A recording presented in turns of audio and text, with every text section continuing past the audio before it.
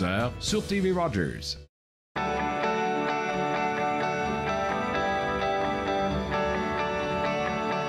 Vous regardez TV Rogers, Ottawa.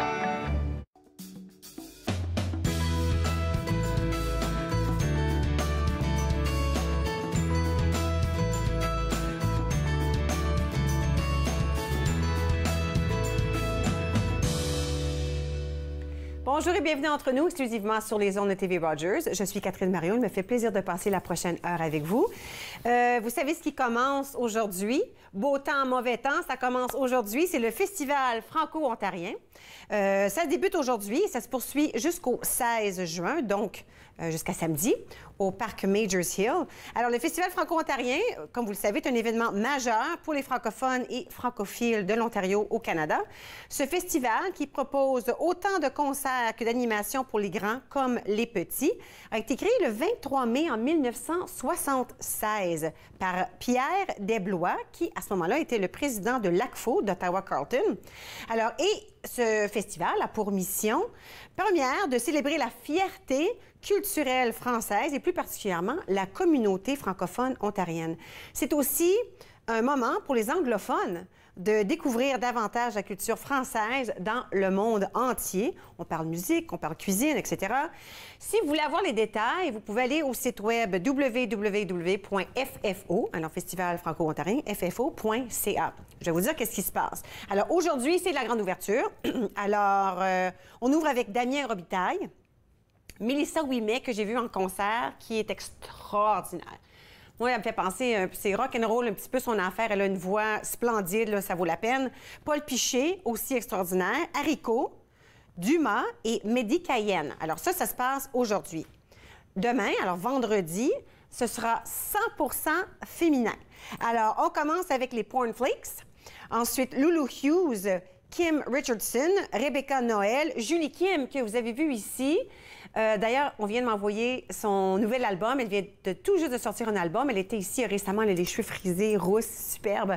Alors, elle sera là aussi. Et puis Marie-Mé, que vous connaissez sûrement, elle sera là aussi demain, alors vendredi. Ensuite, samedi, c'est un petit peu plus électro, un petit peu plus hip-hop. Alors, on a Alex Nevsky, Yao, que vous connaissez très bien aussi, Jacobus, Julie Kim est de retour, Clay and Friends et puis Sean Jobin. Alors, allez voir les heures sur le site web ffo.ca. Vous allez pouvoir savoir qu'est-ce qui se passe à quel moment dans la journée. Et puis, malgré que c'est très gris aujourd'hui dehors, on n'annonce pas énormément de pluie. Alors, je pense que ça va bien se passer. Puis, la fin de semaine s'annonce très belle. Alors, c'est parfait pour le Festival franco-ontarien pour cette édition. Alors, en ce mois national de l'histoire des Autochtones, la communauté scolaire de l'école secondaire catholique Garneau s'est rendue à l'île Pétry pour le dévoilement et la mise à l'eau du premier canot d'écorce traditionnel fabriqué à la main par les élèves.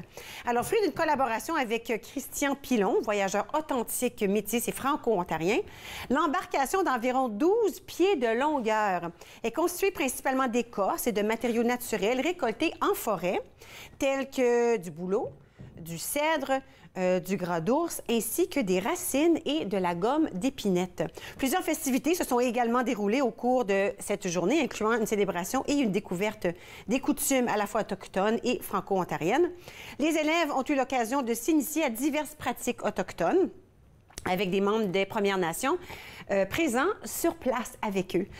Il s'agit d'un projet riche et enrichissant offrant aux élèves une fenêtre sur le passé et le présent de celles et ceux dont les ancêtres ont peuplé ce pays depuis des millénaires. Voici ce que dit Joanne Lacombe, présidente du CCE. Alors, Régent Sirois, directeur de l'éducation, il ajoute que l'expérience entourant chaque étape de la construction du canot permet aux élèves de développer un esprit de collaboration et de s'introduire à la culture autochtone avec l'ouverture d'esprit et tolérance, des valeurs chères au Conseil. Alors, c'est extraordinaire comme projet. Le projet de fabrication de canots doit son existence à la stratégie d'éducation autochtone de l'Ontario, développée en 2007 par le ministère de l'Éducation de l'Ontario. L'un des objectifs de cette stratégie est de mieux faire connaître les cultures, l'histoire, la perspective autochtone à l'ensemble de la communauté scolaire. Alors, félicitations à l'École Garneau. On avait des belles photos. On n'a pas pu les monter aujourd'hui, mais si je peux les revoir, je vais vous montrer ça. Ils ont fait un très beau travail par rapport à ce projet pour le mois représentant les Autochtones. N'oubliez pas que artiste Diane Lalonde-Roy, elle a donné son exposition Fantaisie jusqu'au 28 juin à MIFO. Alors, c'est une artiste depuis l'enfance. Alors, beaucoup de couleurs, guidée par son imaginaire, ses émotions. Elle fait ressortir des formes figuratives, semi-figuratives et parfois même très abstraites dans ses coups de pinceau pour donner à ses toiles une allure plus contemporaine. Alors, vous pouvez la retrouver jusqu'au 28 juin au Centre MIFO. C'est l'artiste Diane Lalonde-Roy. Aujourd'hui, on parle de plein de choses. On parle avec Service canadien des forêts, on parle des bâtiments en bois. On parle aussi avec Lisanne Roux-Leblanc des éditions Interligne. On va vous présenter des livres que vous allez vouloir lire tout au long de l'été, qui débute très bientôt, hein, c'est le 20 ou le 21 juin d'été. Ensuite, Catherine Butler, archiviste de référence avec Bibliothèque et Archives Canada, et Marie-Ève Gaudreau-Lamarre, aussi de Bibliothèque et Archives Canada, sont tous deux ici. Elles vont nous parler de leur travail, en tout particulier de la restauration des œuvres d'art sur papier. Alors, restez avec moi, tout ça, ça se passe aujourd'hui à Entre nous.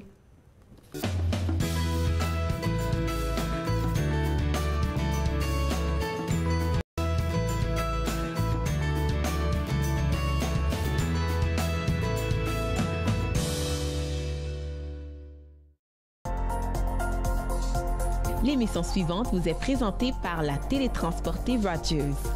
Profitez du contenu exclusif gratuitement. Disponible au www.rogersanyplacetv.com. Bonjour, mon nom est Claude Andrea Bonny. Je suis bénévole chez TV Rogers. Tout le monde est en convivialité ici, donc ça fait qu'on ne se sent pas un peu à l'écart. Même si tu es nouveau, tout le monde essaie de te mettre dedans.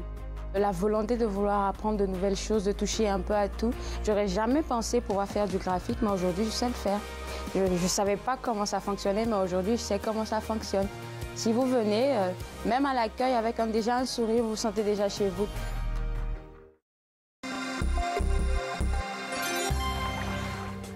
Un gilet de sauvetage ou un vêtement de flottaison individuel bien ajusté gardera l'utilisateur bien à flot, mais il importe de choisir la bonne taille.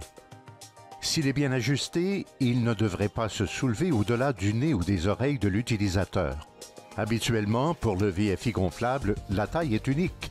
Lorsqu'il est endossé, il importe de desserrer au besoin les courroies pour permettre un gonflage adéquat du gilet.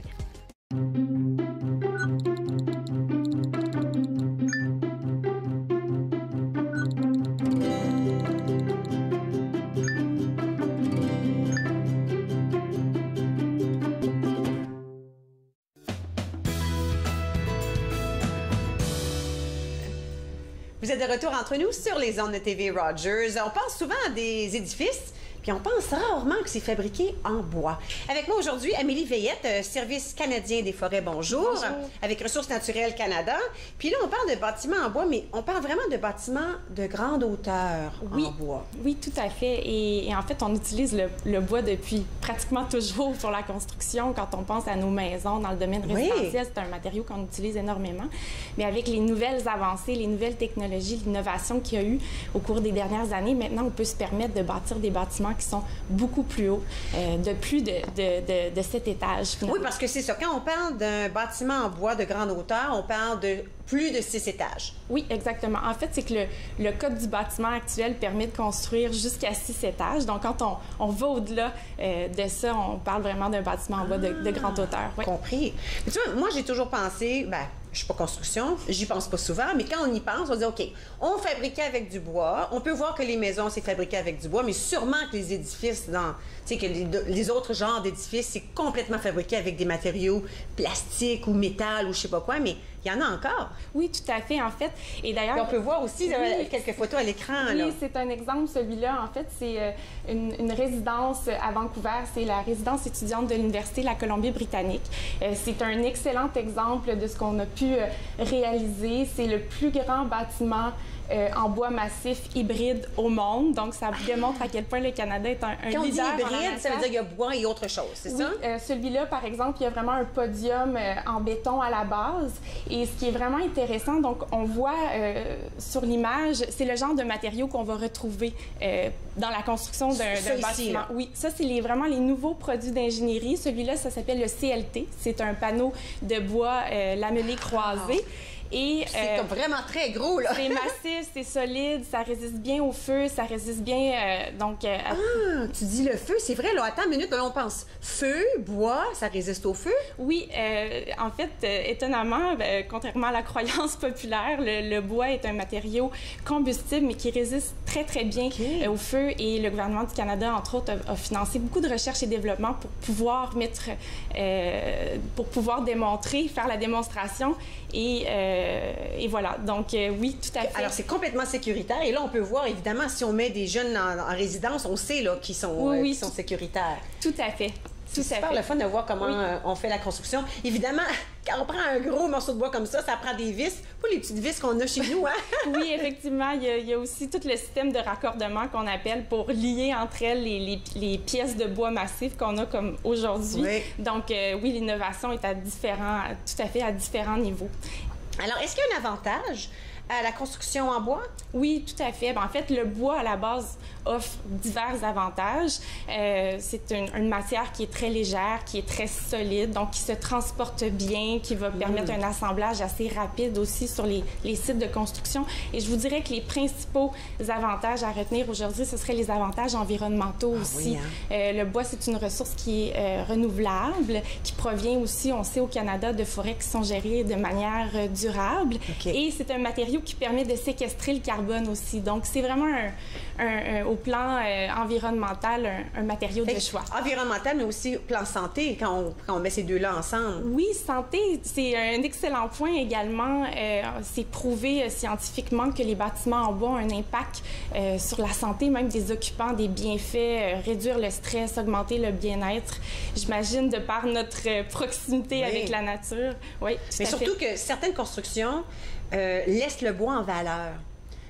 Comme on a dit tout à l'heure, on se parlait de nouveau classe TD, qu'on peut voir de l'extérieur. C'est comme entouré de bois. Oui, l'ornement à l'extérieur du stade qui a tout été fait en bois. Ça, c'est ici à Ottawa. Donc, oui, il y en a un peu partout au Canada. Ce que ça fait, c'est que ça met le bois en valeur. Oui. Puis visuellement, c'est tellement... Moi, je trouve que c'est tellement plaisant, c'est attrayant. Puis, il y a quelque chose qui est relaxant. Peut-être parce que c'est naturel. Il y a quelque chose je trouve... Qui apporte du bien dans le bois. Je pense peut-être pour ça qu'on veut l'avoir dans notre maison, dans nos meubles. Oui. Ça contribue à l'engouement actuel, en fait, pour la construction en bois. Pourquoi est-ce qu'il y a un si grand intérêt derrièrement par rapport aux les bâtiments en bois de grande hauteur? Oui, bien, en fait, comme j'ai mentionné précédemment, il y a l'innovation qui fait qu'aujourd'hui, c'est possible avec des matériaux massifs aussi résistants que celui que j'ai apporté aujourd'hui. Les avantages environnementaux que j'ai mentionnés, la résistance au feu et tout l'aspect d'économie de temps aussi. Donc, parce que, comme j'ai mentionné, on parle de panneaux de très grande grandeur qu'on va assembler une fois sur place. Donc, ils sont préfabriqués. Oui, c'est un excellent exemple. Et on arrive sur le site de la construction, on fait l'assemblage. Ça prend très peu de gens sur le site pour réaliser ça. Dans le cas de Brock Commons, ça, c'est un exemple dans la ville de Québec qu'on a financé aussi. C'est un édifice de 13 étages origine. Mais dans le cas, justement, de Brock Commons, à Vancouver, on parle là, de 9 semaines et demie pour assembler les 17 étages restants. Là. Donc, c'est deux étages par semaine. C'est assez incroyable. C'est très rapide. Puis c'est de ça que tu parlais. Non? Alors, tu l'as dit que ça répond aux exigences des codes. Alors, c'est entièrement sécuritaire. Puis, comment est-ce que le gouvernement du Canada soutient la construction de ces bâtiments de grande hauteur? Oui, et je voudrais juste préciser par rapport au code du bâtiment, parce que j'ai mentionné tout à l'heure qu'on pouvait construire jusqu'à 6 étages. Mais le code du bâtiment, il est en évolution. Il ne tient pas nécessairement compte des récentes connaissances. Donc, on travaille là-dessus à la révision du code. Et c'est pour dire que c'est possible quand même. Donc, il y a quand même une flexibilité. Il y a ce qu'on appelle ce qu'on appelle des solutions de rechange. Donc, on peut présenter des projets individuels qui vont être approuvés au cas par cas avec toute la démonstration scientifique. Donc, c'est possible quand même de construire malgré le code actuel. Parfait. Et puis, le gouvernement, lui, soutient la construction des bâtiments en bois? Oui, sous trois angles principalement. Donc, les projets de démonstration, comme les images qu'on a vues. Oui. Donc, une image vaut 1000 mots. Ça permet vraiment de démontrer la faisabilité de tout ça et puis de démontrer à l'industrie donc, que c'est une option qui est viable, qui est possible. On travaille aussi à former tous les acteurs de l'industrie de la construction, les concepteurs, les constructeurs, les architectes, les ingénieurs aussi qui font partie de la chaîne de décision quand vient le temps de choisir les matériaux de construction. Donc, ils ont besoin d'avoir la connaissance et les outils nécessaires. Et finalement, le troisième aspect sur lequel on travaille, c'est vraiment la recherche et développement, encore une fois, pour éventuellement permettre de réviser le code du bâtiment et peut-être permettre de construire jusqu'à 12 étages en bois ici au Canada. Incroyable! Oui. Alors, il y a un programme de construction verte en bois. Oui. Programme de construction. Alors, c'est un programme du gouvernement? Oui, c'est un programme du gouvernement qui a vu le jour avec le dernier budget. Donc, on parle d'un programme sur 4 ans. Tout nouveau. Tout nouveau. Donc, d'avril dernier jusqu'en mars 2022 et qui va faire la promotion de l'utilisation du bois dans l'ensemble de nos infrastructures, plus particulièrement les infrastructures un peu moins traditionnelles, donc les bâtiments de grande hauteur, les ponts, les bâtiments commerciaux de bas étage aussi. Et on a déjà un appel d'offres qui a été lancé et des projets d'un peu partout au Canada, d'est en ouest, qui sont en évaluation. Et on espère une annonce prochainement pour savoir les projets qui ont été retenus pour ces bâtiments-là. Puis si les gens se demandent, OK, est-ce que ça dure? Si je fais, disons, on parle d'un pont ou je parle d'un centre d'achat à un niveau, disons, que je le fasse en bois ou bien que je le fasse en métal, est-ce que c'est presque égal, en fait, de durabilité? Oui, c'est en fait... c'est nous qui pensons que le bois se défait, hein? Tout à fait. Le bois offre une excellente durabilité et ça, dans différentes circonstances. Un exemple assez intéressant, c'est un matériau qui réagit extrêmement bien dans les zones sismiques, par exemple, pour les tremblements de terre. Donc, c'est un matériau, comme j'ai dit tout à l'heure, il est léger, il y a une bonne élasticité. Donc, il va offrir une stabilité, il va s'adapter au choc sismique, à un tremblement de terre. Donc, vraiment, c'est un matériau qui est très, très durable. Mais il n'y a pas de négatif, ça veut dire, dans la construction en bois. On n'en parlera pas aujourd'hui. Extraordinaire. C'est vraiment très, très intéressant, surtout le visuel. C'est toujours intéressant de voir les choses qu'on utilise. Oui, tout à fait. Quand c'est le moment de construire les choses dans notre ville. Merci beaucoup. Merci. Super intéressant. Si jamais ça vous tente d'avoir des informations en surplus, le site web de Ressources naturelles Canada, rncan.gc.ca. Nous allons à la pause et puis à notre retour, nous allons parler avec les éditions Interlignes. Lisanne Roux-Leblanc est ici. On va vous présenter des super bons livres à lire durant l'été. Restez avec moi, vous regardez Entre nous sur les ondes de TV Rogers.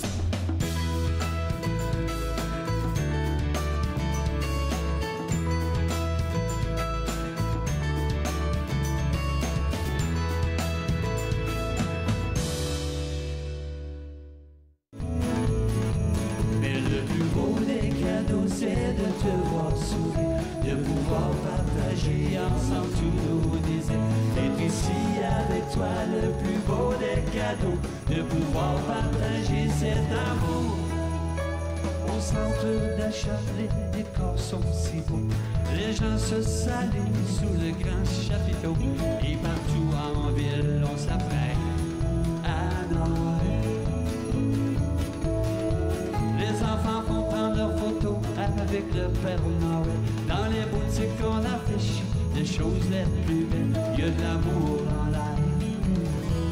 Sous le ciel. Mais le plus beau des cadeaux, c'est de te voir sourire, de pouvoir partager ensemble tous nos désirs. Et puis si avec toi le plus beau des cadeaux, de pouvoir partager cet amour. C'est le plus beau des cadeaux.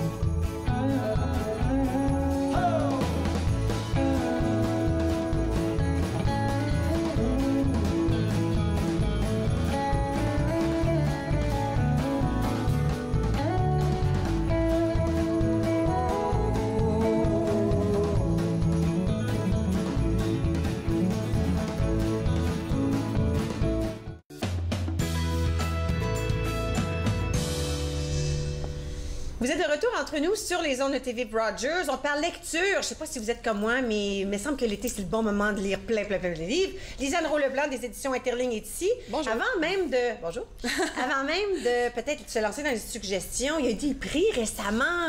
Oui, c'est ça. Mais ça peut être des bonnes lectures d'été aussi, Oh, ben mais oui, c'est des lectures peut-être un peu plus qui portent à réflexion. En fait, toi, Catherine, c'est quoi ton genre de lecture d'été? C'est plus léger ou plus... Ça dépend. J'aime beaucoup genre Stephen King. Tout ce qui est horreur un petit peu. J'aime bien ça. J'irai jamais voir un film d'horreur, jamais. Okay. Mais tous ces livres-là, j'adore ça. Ou genre suspense un petit peu, là, quelque chose. OK. Je suis pas romance. Moi, tout ce qui est romantique, c'est pas mon genre. Il y en a beaucoup j'en ai qui pas. aiment ça. Okay. Aujourd'hui, j'en ai des plus suspense que Puis j'aime beaucoup les biographies. Alors, quelque chose qui a rapport à, comme mes enfants diraient, pour le vrai. OK, oui, il faut que ça soit dans le réel. Ouais. Mais là, c'est ça, je proposerais d'emblée des livres qui sont en nomination pour des prix ou qui ont gagné des prix. Hey. Le premier, c'est On ne sait jamais à quoi s'attendre d'Hélène Kochelniak. Je sais pas si tu connais Hélène Kochelniak. C'est une auteure qui est originaire du nord de l'Ontario, de Kapuskasing, qui réside encore là. C'est son premier recueil de nouvelles, mais sa 6e publication at large et aux éditions L'Interligne. Oui. Et puis, donc ce recueil-là, il est en nomination pour le prix Littérature éclairée du Nord, c'est-à-dire que c'est les bibliothécaires du nord de l'Ontario, les bibliothèques publiques, puis le service des bibliothèques du nord de l'Ontario qui choisissent donc des auteurs du nord de l'Ontario pour leur prix. Okay. Puis on ne sait jamais à quoi s'attendre, c'est vraiment particulier. Le titre le dit, dans le fond, toutes les nouvelles sont très surprenantes. Ça se passe dans le nord, donc on reconnaît les paysages du nord, il y a des ours, il y a la forêt, c'est des personnages il y en a que c'est des grands-parents qui ont de la difficulté à comprendre leurs petits-enfants, qui sont beaucoup branchés sur Internet et tout ça. Sur leur gadget. Oui, c'est ça. Qu'est-ce qu'on a là-dedans? C'est très à saveur sociale. Je trouve il y a une dame là-dedans qui est pauvre, qui essaie de trouver une façon pour nourrir sa famille, puis enfin, je vous dirais pas ce qui se passe, mais c'est pas tout à fait légal.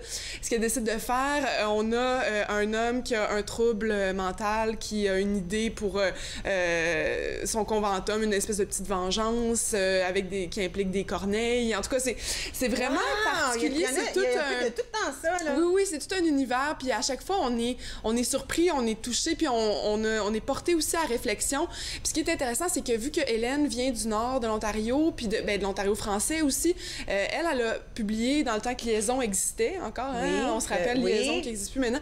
Elle a publié un dossier qui s'appelait Le Tarois. Dans le fond, elle nommait ainsi le français des Franco-Ontariens. Ça s'appelait le Tarois. Donc là, elle a décidé de faire ses dialogues de ces personnages là-dedans en tarois. Donc c'est très familier, on reconnaît les expressions, la parlure et tout ça. Donc ça peut être vraiment intéressant. Une super belle lecture. Puis ce qui est le fun, c'est que des nouvelles, on en lit 1, 2, 3, après on va se baigner, on revient. Oui, parce que c'est plus rapide à lire. L'investissement n'est pas OK. Est-ce que j'en donne 1 heure? T'en fais un petit bout. C'est ça, exactement. Puis ils sont très courts souvent, puis ils font toujours réfléchir. Puis il y a une dame aussi là-dedans qui découvre qu'elle a le cancer. Puis en tout cas, tu sais, c'est sûr que c'est pas léger, mais en même temps, il y a comme un ton puis une façon de présenter ça aussi qui nous fait comme je pense j'aime ça. Oui. Et puis là, on a ici Claude Guillemin avec AmericanDream.ca. En fait, c'est une pièce de théâtre. OK, c'est peut-être pas la lecture d'été habituelle, hein, mais c'est vraiment, je vous le dis, là, c'est une lecture, une pièce de théâtre qui se lit comme un roman. Ça se lit tout seul, avec les dialogues sont super, évidemment, réalistes.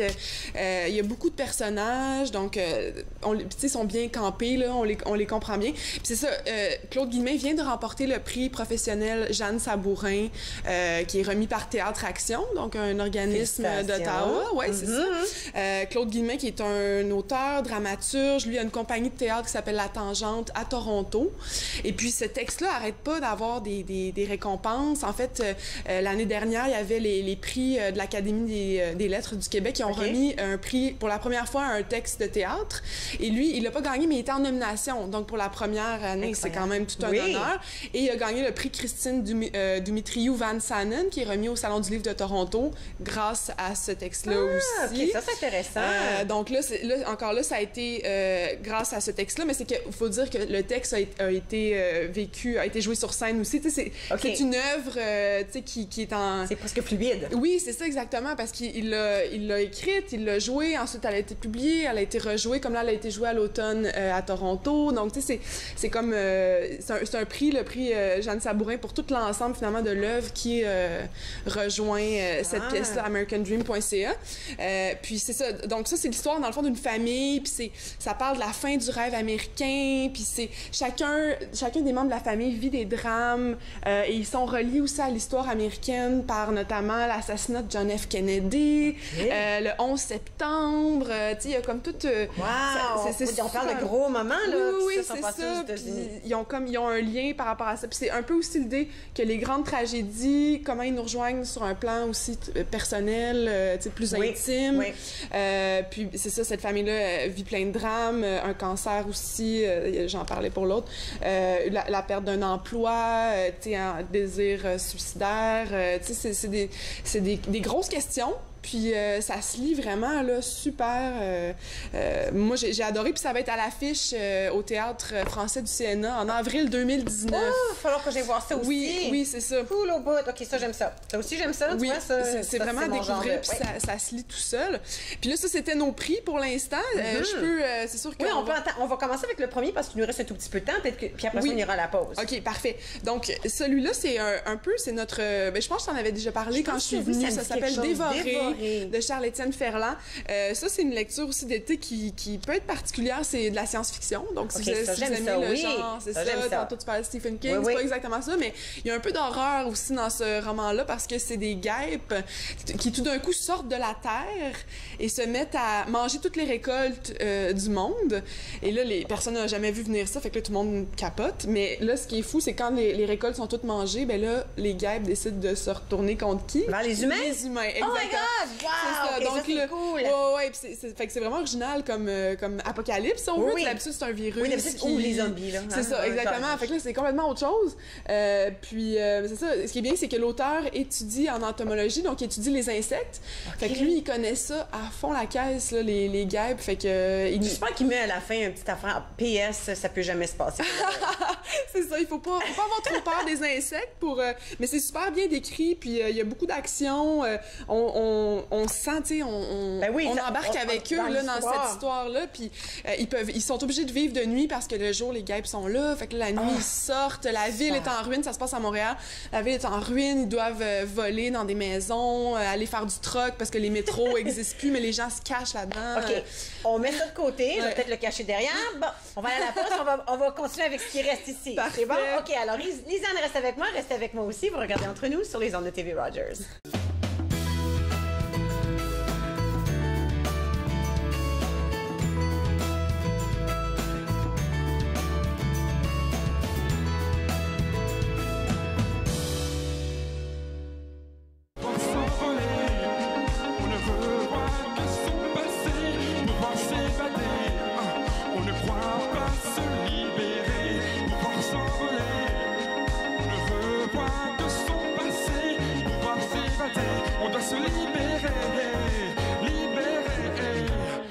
Chaleur de ce désert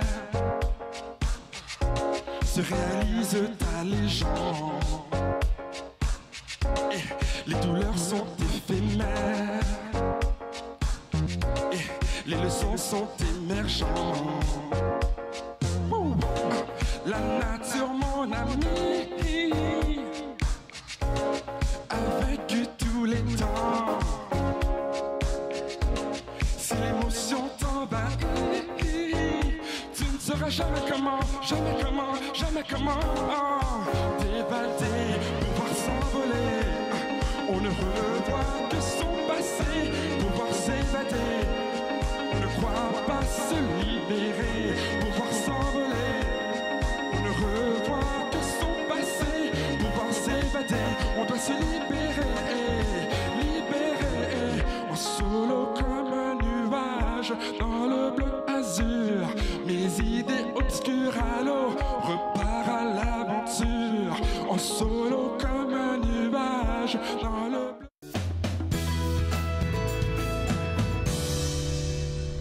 Vous êtes de retour entre nous sur les ondes de TV Rogers. On parle lecture pour l'été, pour toute l'année dans le fait de compte. Lisanne Roux-Leblanc des éditions Interling est avec nous. Là, on vient de parler d'un livre avec des guêpes qui sont comme ça de grosses. C'est des guêpes ou abeilles? C'est vraiment des guêpes. OK, extraordinaire. Fait que ça, c'est cool au bout, ça, je dirais ça. Lui aussi, parce que ça a l'air épeurant un petit peu. Celui qui avance avec la mort dans sa poche. Oui, avoue que c'est un beau titre aussi. C'est super beau titre. Alors ça, ça se passe dans les cantons de l'Est. J'ai vécu là. Ah oui? Dans le bout de Sherbrooke, là? Non. Oui, c'est ça. L'auteur est venu, je pense que vous en aviez parlé, là, ça se passe à Stansted. C'est exactement. Oui, c'est ça. C'est comme un petit paradis. Puis là, il y a une place qui s'appelle le Jardin du Petit Pont de Bois. Et là, les gens vont là, les touristes, tout ça. Puis à un moment donné, il y a une femme qui se fait assassiner soudainement. Là, tout le monde est... Mais qu'est-ce qui se passe? Comment ça se fait dans un paradis comme ça parce que c'est pour les amateurs d'oiseaux, l'observation d'oiseaux. Alors là, c'est ça, l'enquête va commencer. Mais ce qui est intéressant, puis là, après, il va y avoir une autre victime, et donc là, il faut se dépêcher à trouver le meurtrier. Mais ce qui est intéressant, c'est le côté entraide. Au fond, c'est pas juste un enquêteur, c'est comme plusieurs enquêteurs qui travaillent ensemble, et chacun a leur force, et il y en a même un qui est franco-ontarien aussi, dont je ne me souviens plus du nom, malheureusement. C'est pas grave. Mais ils s'entraident pour essayer de trouver qui est le coupable. Qui est le coupable, c'est ça. Donc, il y a la SQ, il y a la police de Sherbrooke, il y a l'enquêteur franco-ontarien en question. Donc, c'est ça, chacun a ses forces, puis c'est vraiment comme un puzzle, finalement, de voir comment ces 5 personnes-là vont réussir à trouver à quoi c'est le coupable. Puis il y a aussi la question de l'immigration illégale, parce qu'ils sont sur le bord de la frontière américaine. Alors, il y a ça qui vient entrer en ligne de compte, puis qui est quand même un sujet d'actualité aussi. Fait que ça ajoute un petit piquant à la chose. Il y a plein de suspects, jusqu'à la toute fin, on peut pas s'en douter. Donc, très bonne lecture de plage si vous aimez le suspense. Un peu de suspense avec ça. Ici, c'est quelque chose, si vous avez envie d'un peu moins de léger, même si c'est tout petit, ça se lit très vite. C'est un recueil de nouvelles qui s'appelle À l'ombre des palmiers, des érables et des palmiers de Guy Bélisère. Et ce qui est intéressant aussi, je parlais de questions d'actualité, ça parle de l'immigration, du racisme. Dans le fond, ça nous met dans la peau des immigrants. Qu'est-ce qu'ils ressentent? Puis c'est surtout des immigrants haïtiens dans ce cas-ci. Donc, soit ils arrivent au Canada, ou soit ils sont en Haïti, puis ils essaient ils planifient de quitter pour venir au Canada, ou ils rêvent d'une vie meilleure. C'est tout ça. Il y en a qui sont en transition, il y en a qui sont déjà arrivés ici. Donc, c'est une panoplie de personnages, 14 nouvelles, puis chacun a un background différent. Et donc, c'est super intéressant. Je trouve, côté empathie, tu sais, on se rend compte, oh mon Dieu, OK, tu sais, puis même au Canada, c'est pas rose, tu sais. Puis les gens, tu les vois, ils rêvent, évidemment, de venir ici pour une vie meilleure. Mais finalement, est-ce que c'est vraiment une vie meilleure qu'ils vont avoir? Est-ce que c'est très difficile? Puis c'est ça, il y a le racisme, l'exclusion. Des fois, c'est juste des petites choses, tu sais. Quelqu'un qui refuse de céder son siège, ou qui veut pas s'asseoir à côté de lui dans l'autobus, ou qui l'envoie à une mauvaise adresse pour une entrevue, pour un emploi, parce qu'il a entendu son accent au téléphone, ou des choses comme ça, ou tu sais, des gens qui viennent ici puis essayent de s'établir. C'est sûr, des choses qui se passent pour le vrai. Exactement, c'est ça. Puis l'auteur est un Haïtien d'origine qui a passé les 40 dernières années, c'est-à-dire ça fait 40 ans qu'il est au Canada, puis il a travaillé à Ottawa. Donc, c'est des choses qu'il connaît, qu'il n'a pas toutes vécues nécessairement, mais que des gens ont vécu, ou en tout cas qui sait qui se sont produites. Donc, c'est vraiment, ça fait réfléchir, puis je trouve que ça nous ouvre à l'autre. Ça nous fait dire, OK, tu sais, c'est ça qu'eux ressentent quand on vient ici. Nous, on l'éprouve pas parce qu'on reste ici, mais c'est pas facile. C'est loin d'être rose. Puis là, nous, on est quand on veut pas se faire envahir ou tout ça, mais non, c'est pas ça. C'est des gens qui cherchent ça, une vie meilleure. Donc, je pense que puis ça se dévore vraiment tout seul. C'est tout. C'est des courtes nouvelles. Donc, ça vaut vraiment la peine. Des érables et des palmiers. Oui, c'est ça. Pour s'ouvrir à l'autre et à la différence, puis mieux comprendre la réalité des immigrants. Ici, ben ça, c'est un recueil vraiment, je dirais, ça, c'est vraiment un recueil léger, estival, c'est magique. J'aime. C'est carrément magique. L'image. Oui, j'adore cette c'est image. Ça fait comme romantique. Oh, ça fait, des nouvelles en de sépia. Cap Maillan? Oui, c'est ça, de Cap Maillan. Claudine Ducasse, qui est une auteure de l'Outaouais, qui en fait est originaire de Cap-Chat, en Gaspésie. Et Cap Maillan, c'est donc son Cap-Chat imaginaire, avec du merveilleux, avec qu'elle a changé par la fiction.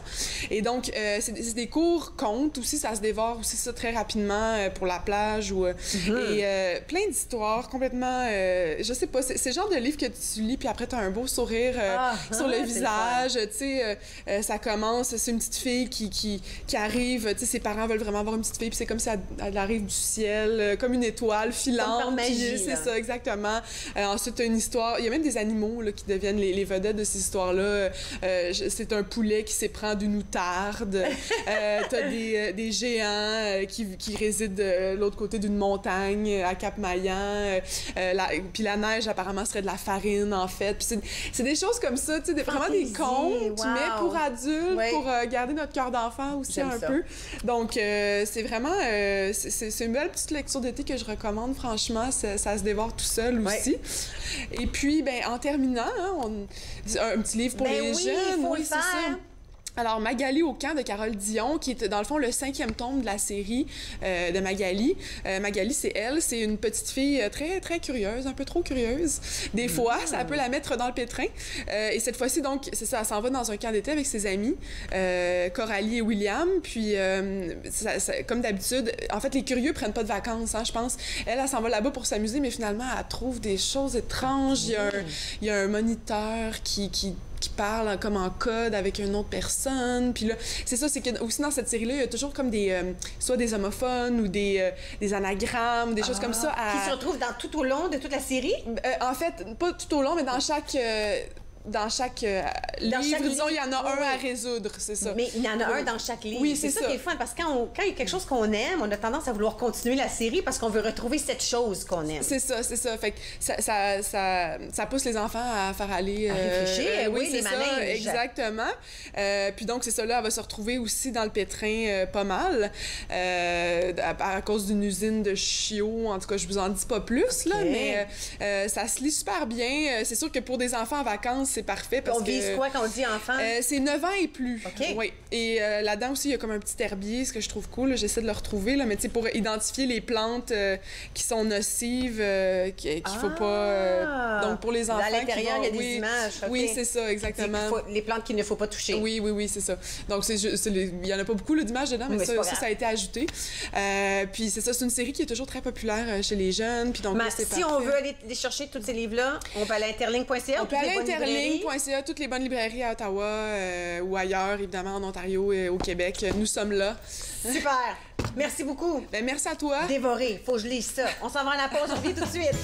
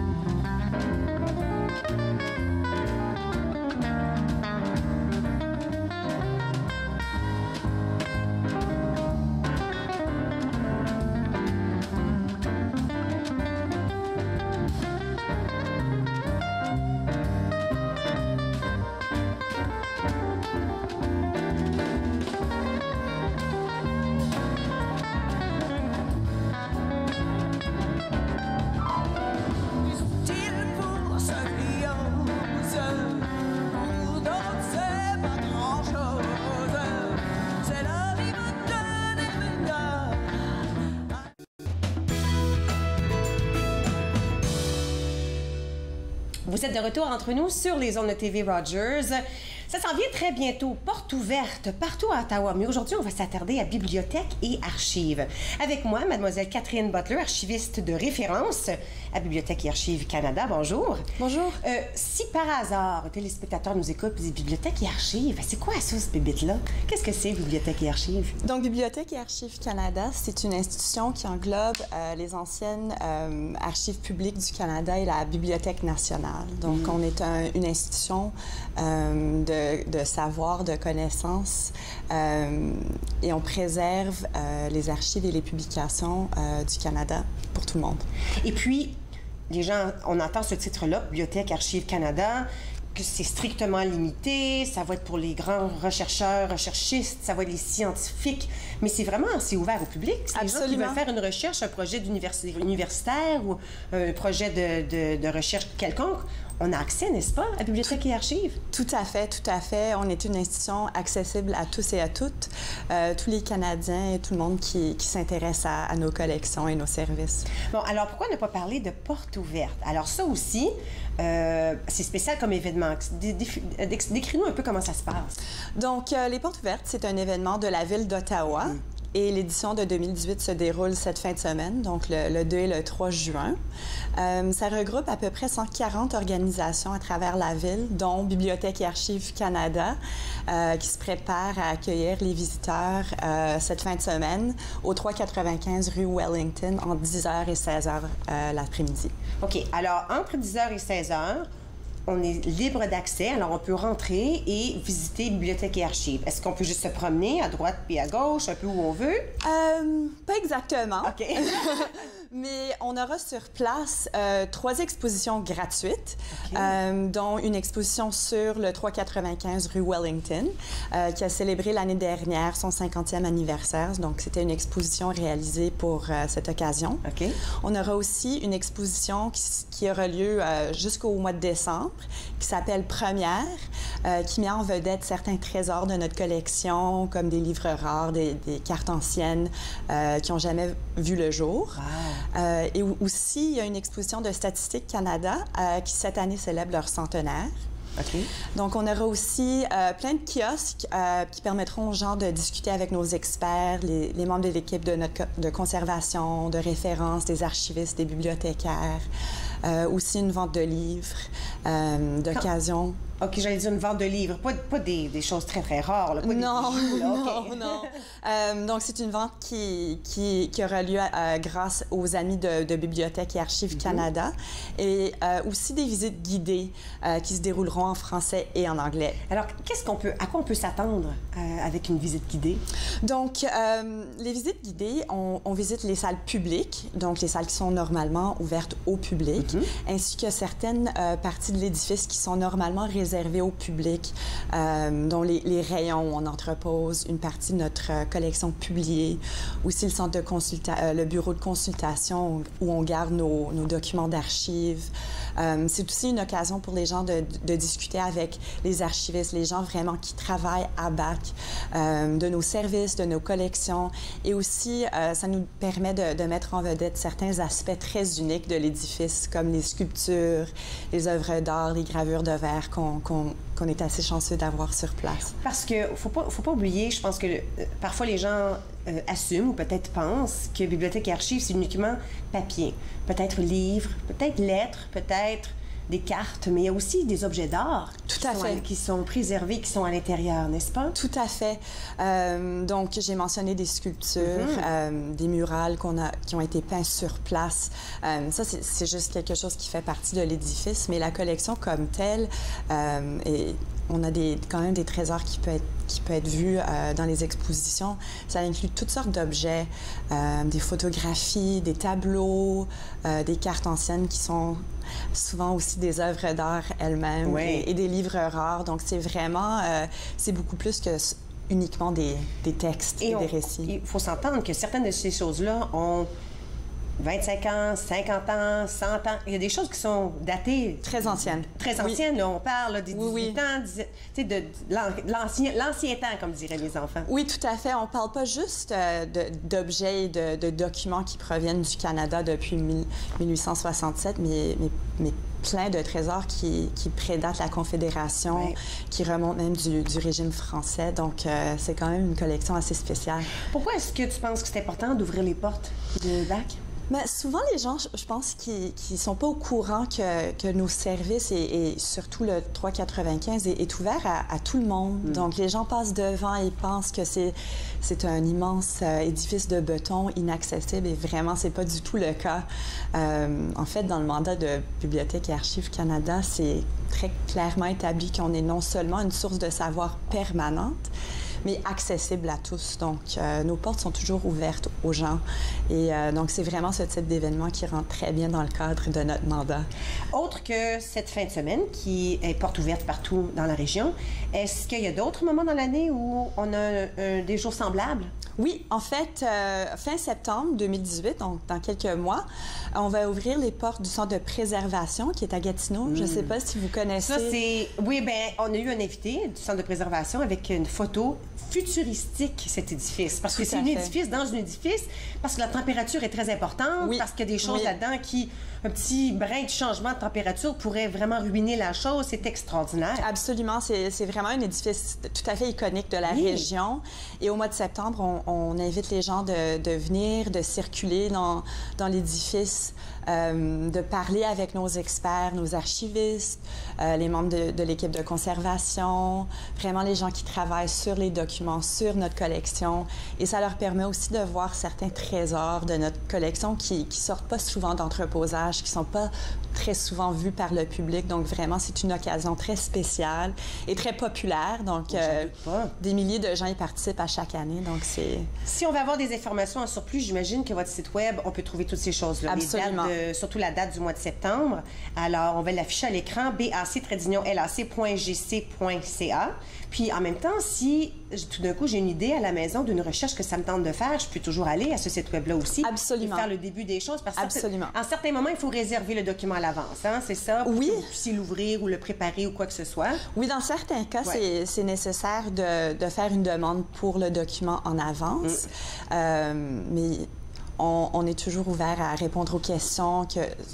Vous pouvez nous appeler, nous envoyer un courriel, nous envoyer un message à travers le site Web. Et on est toujours ouvert pour répondre aux questions. Extraordinaire. Merci beaucoup. Bonne chance. Merci à vous. En fin de semaine, j'espère qu'il y a plein de gens qui se présentent. Alors, n'oubliez pas, ça se passe en fin de semaine. Alors, samedi, dimanche, le 2 et le 3 juin. Wow, on est déjà rendu au mois de juin. Bibliothèque et Archives Canada, le site Web à l'écran. Ne partez pas. On continue la discussion avec Bibliothèque et Archives. Cette fois, nous allons parler avec une restauratrice en œuvre d'art sur papier. Restez avec moi, vous regardez Entre nous sur les ondes de TV Rogers.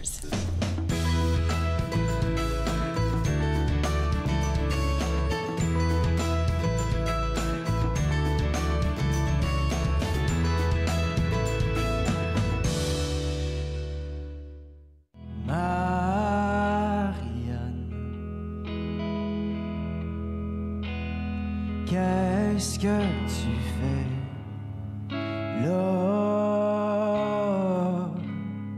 au milieu de ma chambre?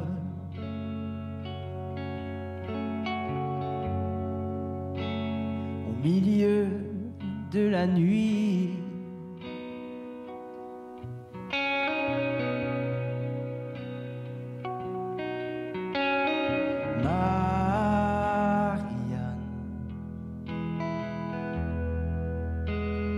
tellement délicate.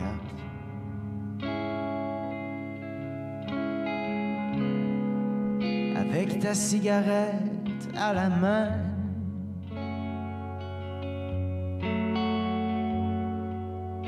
et le soleil entre tes seins.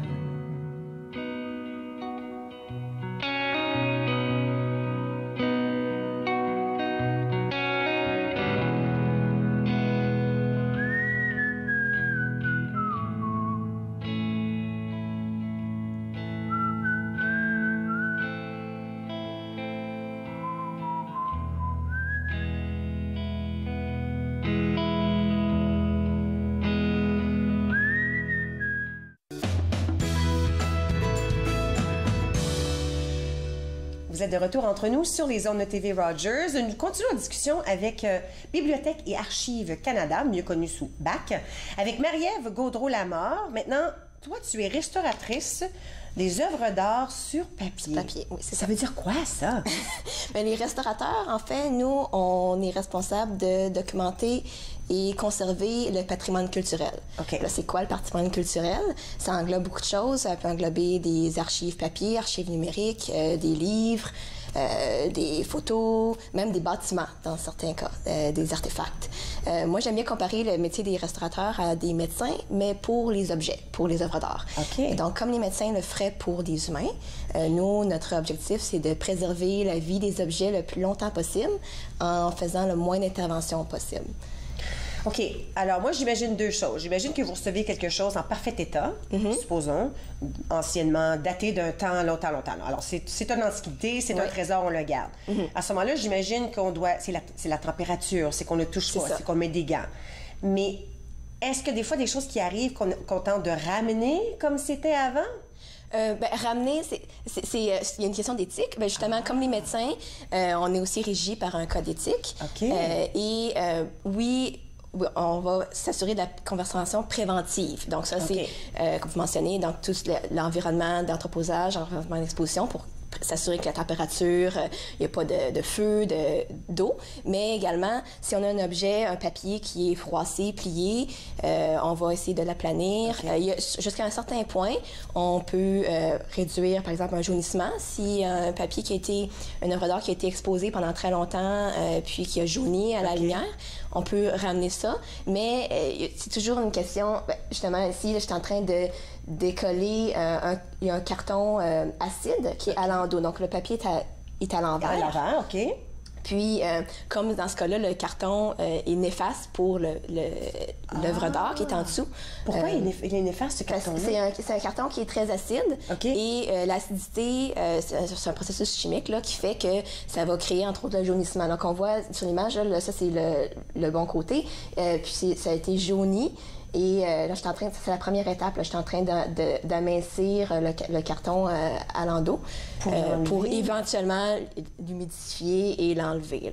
Donc, oui, donc on va faire parfois des traitements quand c'est pour le mieux-être de l'objet. Pour qu'on puisse le conserver, le conserver dans un meilleur état, peut-être pas parfait, mais le plus parfait possible. C'est ça. Comme il est arrivé. On veut essayer d'arrêter le temps. C'est pas parfait, mais... Peux-tu faire ça avec les humains, arrêter le temps, s'arrêter dessus? OK, non, ça sera une autre discussion. Ouais. OK, alors, ça a l'air très compliqué tout ça, là. Quel genre d'études ça prend pour faire ton genre de métier?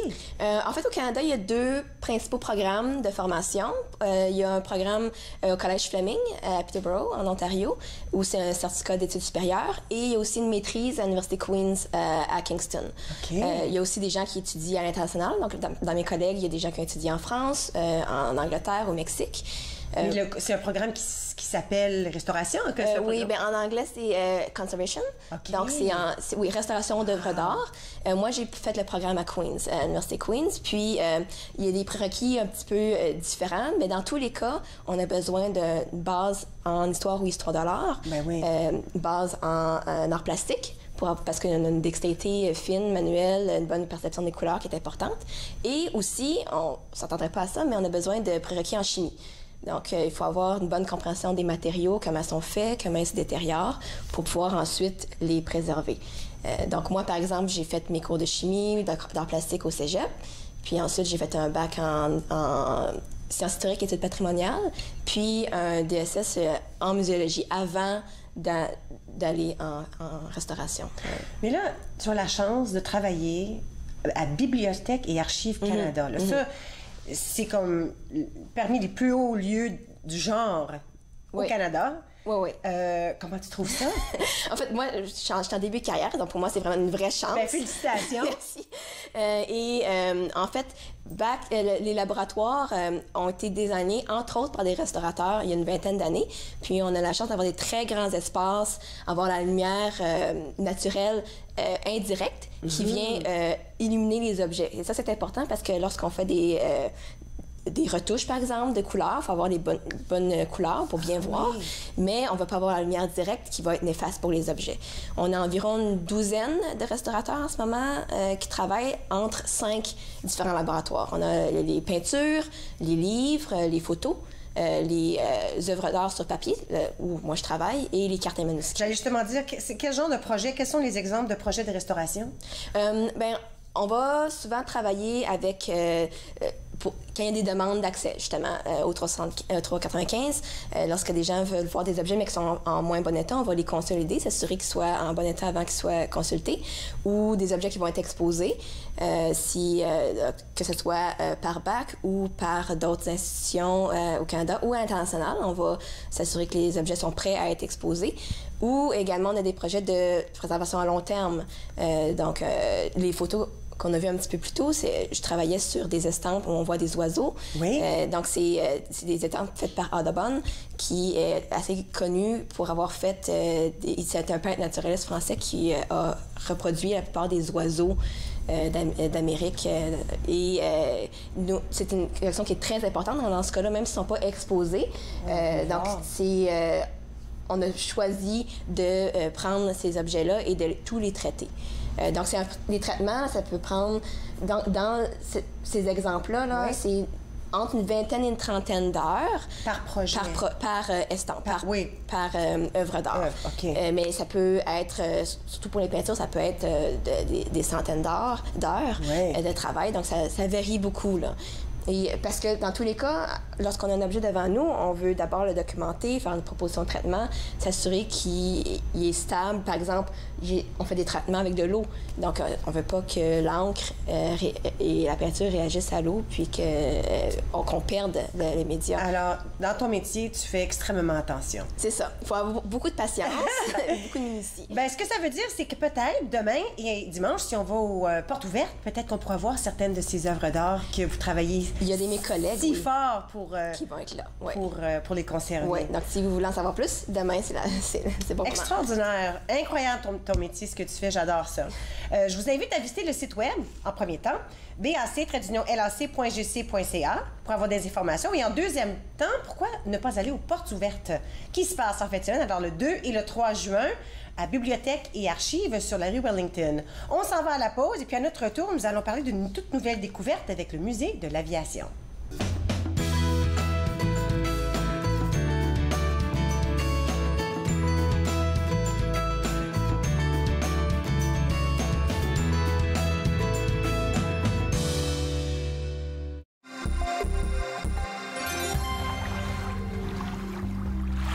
Les voies maritimes pour les bateaux motorisés, surtout ceux à fort tirant eau, sont habituellement démarquées par des balises.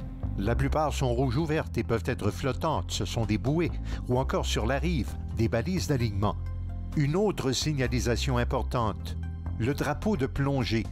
Cela signifie qu'une activité de plongée est en cours et que vous devez maintenir une distance d'au moins 100 pieds de cet endroit. À Pour tout l'amour du monde, cette semaine, je reçois Alexis Chartrand. Il a 17 ans et vous allez voir comment il a relevé les défis de l'autisme sans médication. Pour tout l'amour du monde, mercredi 20h sur TV Rogers. Il a mes yeux. Il a les pommettes de sa mère. Il a ma phobie des hauteurs. Il a sa nature si compétitive. Il a mon sens de l'humour un peu bizarre. Il a son amour de la lecture. Il a mon oxycodone. Il y a des choses qui ne devraient pas se transmettre. Gardez vos médicaments d'ordonnance sous clé ou rapportez-les. Apprenez-en plus à sécuriservosmédicaments.ca. Un message de Jeunesse sans drogue Canada. Ta carrière, ton histoire, c'est l'émission qui prépare la jeunesse pour des carrières extraordinaires. Jean-Philippe Michel, je vous présente ma passion, aider les jeunes à atteindre leur potentiel. Ta carrière, ton histoire, mercredi 21h sur TV Rogers.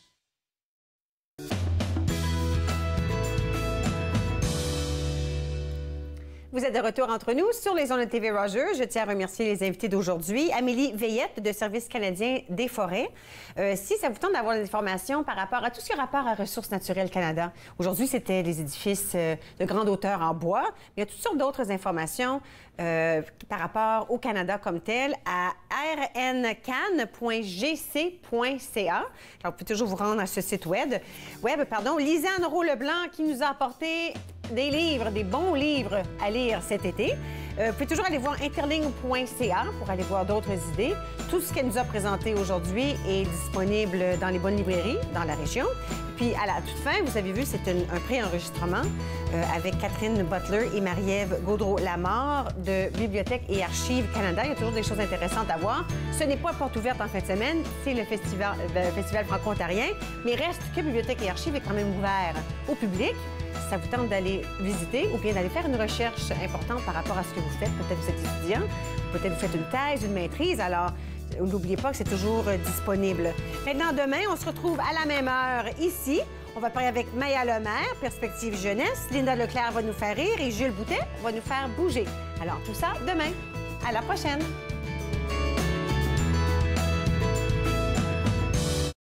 Faites-nous part de vos commentaires en composant le 613-521-2323 par courriel sur Facebook et Twitter.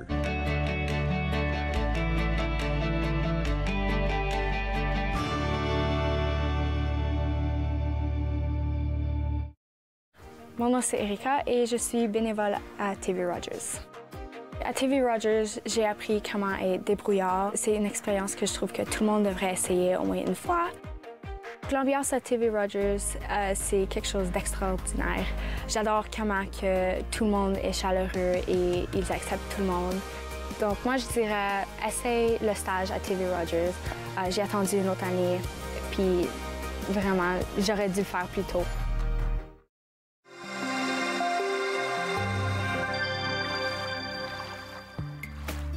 Pour manœuvrer correctement votre kayak, la posture de votre corps est un facteur très important. Tenez-vous bien droit et détendez vos épaules. C'est le torse qui accomplit la tâche. Les bras et les épaules transmettent votre énergie et votre force vers la pagaie. Assurez-vous de faire pivoter votre torse et évitez de trop courber les poignets, ce qui pourrait provoquer des tensions inutiles.